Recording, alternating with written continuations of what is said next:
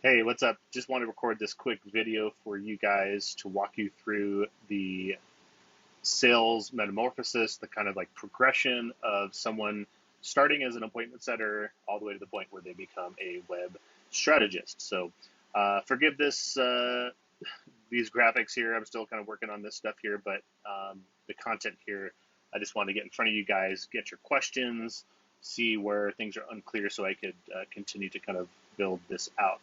Along with this presentation is a link to the job description itself, which you can find over here. And I think what I'll do is I'll walk through this slide deck first, and then we'll maybe dive into the job description itself. But at a high level, I want you to think of the process of bringing on someone for sales as a growth opportunity for this person. And it's also a growth opportunity for you as you bring maybe for the first time on someone for your agency to sell for you. So this is all predicated upon the idea that you have some list for these folks to call, or this person to call. Mainly the association takeover is kind of what I'm assuming is in place already, or maybe you have multiple association takeovers ready to go. You've already negotiated with the chamber or the association to handle their reviews and kind of got the buy-in to start making phone calls. This training is not going to cover the specifics of what to say on those calls or those scripts. There's other trainings for that, but this is kind of like a step higher in terms of like how you bring somebody in and how you're going to train and elevate them along the way. So phase one of the 6-phase process is the setting phase, or the setter. So this is the phase where all they're doing for you, and it's very clear, and this is actually what the job description is based around, is they're calling the association takeover contacts. They're going through the script, letting them know that you guys are working with the chamber to help them with 5-star reviews, that they should be getting a invitation to leave a review and ask for them to do that. And by the way, as a value add member benefit for being a part of the chamber, we've agreed to put together review report cards, review situation reports for all of the members of the chamber, and we'd like to do one for you too, and like to set up a meeting to do that. So I butchered that script, but that script is more specifically inside that training. So that's really all they're doing at first. And then as they get comfortable with that and prove themselves, then what I would do is I'd invite that person to start helping me prep the reports, the proposals that are going to be presented. So in phase one, all they're doing is setting the appointment, and then me, or let's say like a web strategist that they're setting the appointment for, would be going out to deliver it and doing all the work involved with that. So phase two is once they have set these appointments, now what we're going to train them on is how to actually build the slide deck, the proposal, the report for that particular presentation. So what this is doing is it's starting to help that person who's actually doing the sales, maybe you, with some time efficiencies, because now your appointments are getting set and the proposals are being built for you. Once they've got a handle on that, you'll move to phase three, which is the passive shadow, and that's simply inviting them along to the appointments, right, and having them in just to observe and to they might participate in there, and you want to kind of gauge what's going on with their ability to do that. But for the most part, they're just kind of watching. Once they're comfortable and understand how those meetings go, you'll move into phase four, which is active shadow, which is where you're now allowing this person to take on the responsibilities of conducting the meeting while you're still there. And then once you're really comfortable with them doing that, they'll move into phase five, which is review pro, and this is where they're off on their own, meeting with the clients, prospective clients, and closing the deals on their own. And they'll do that for a period of time, followed by phase six, which is when you'll look to tap them to train them on doing the actual playbook and delivering that in its full thing. That's when I would consider that person to be a web strategist. So let me skip over to this chart here. So let me just go into a little bit more details. Let's talk about timing and the kind of expansion of roles and kind of what to look out for. So in each one of these columns, I've kind of outlined the time frame I think it's going to take, that duration of how long they might sit in that role. We're going to look at what the role and responsibilities are. We're going to look at what KPIs you might be looking to track during that time. I wanted to outline some issues that you might need to watch, some things to pay attention to make sure that they're progressing and avoid some mistakes. And then we'll talk about compensation. So when they're a setter, like this is something where they'll probably spend their first 3 months doing this for you.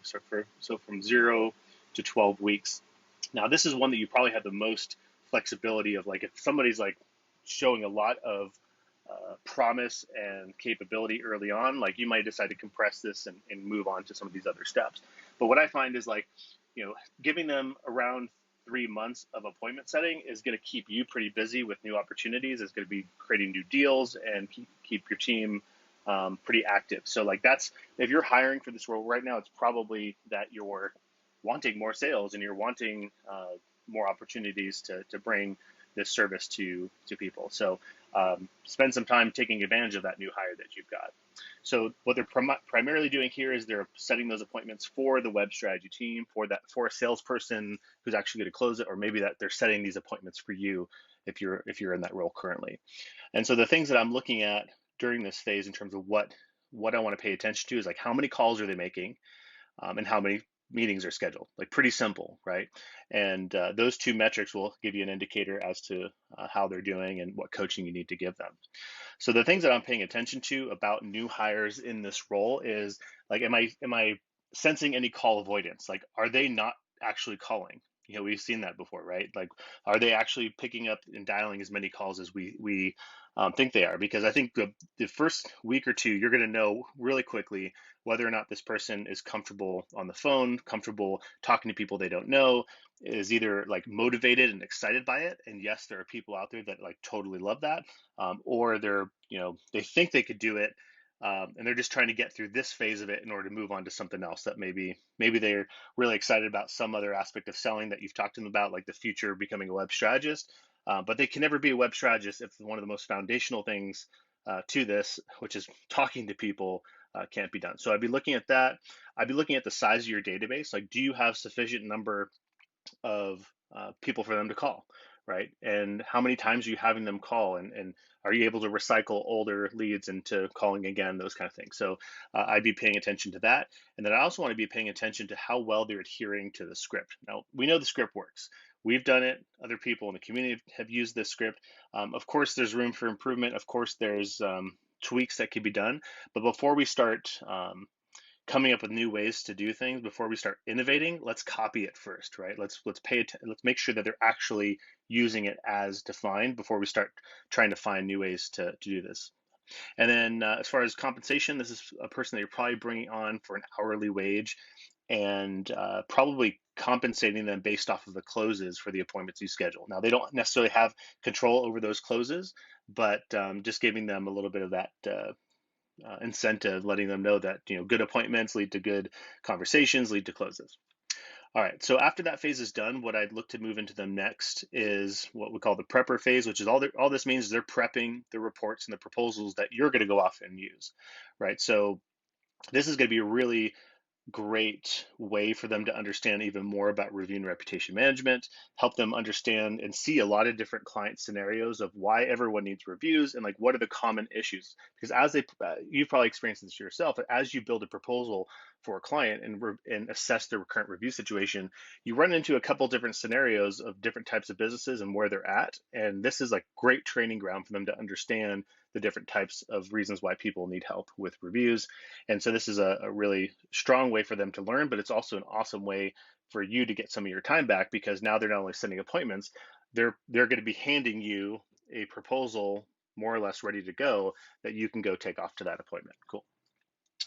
All right, compensation remains the same for that. Oh, and issues to watch. I'd be looking at like, what is the quality of the report? Are they building it the way I feel like I would build it, and spending some time coaching them to that result, and really helping them understand some of the common client issues, the common uh, review situations that come up, and some of the objections that you might have had. So they're like, well, this person has 5 stars and a bunch of reviews. Why would they need help? And now we can talk about that, right? So this prepper stage is super useful for you, but it's also helpful for them to understand why this is important and how it actually gets sold.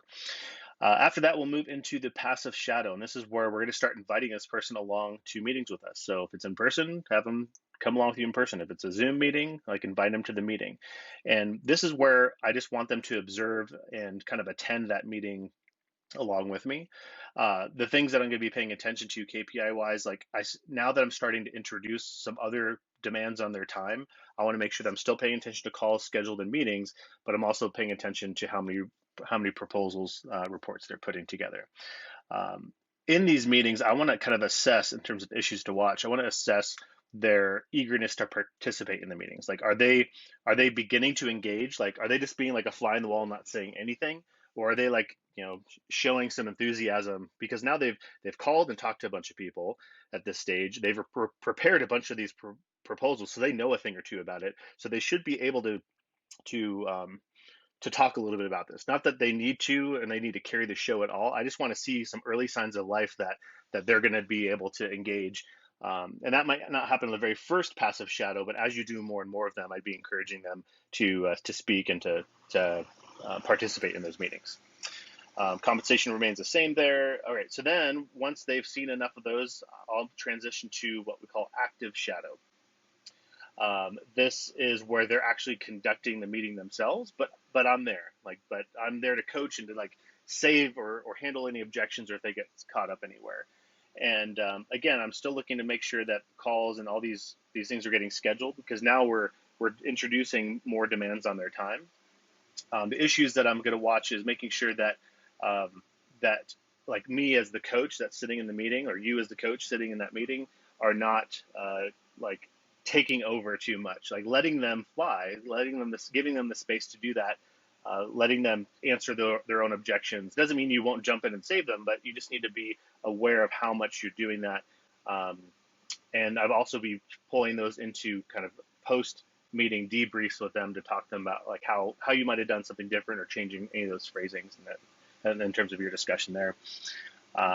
All right, so then we move into Review Pro, right? And this is where we're ultimately heading them as their first major milestone, which is they're able to set appointments for themselves. They're able to prepare their proposals and reports, and they're able to meet with those clients and close those deals, right?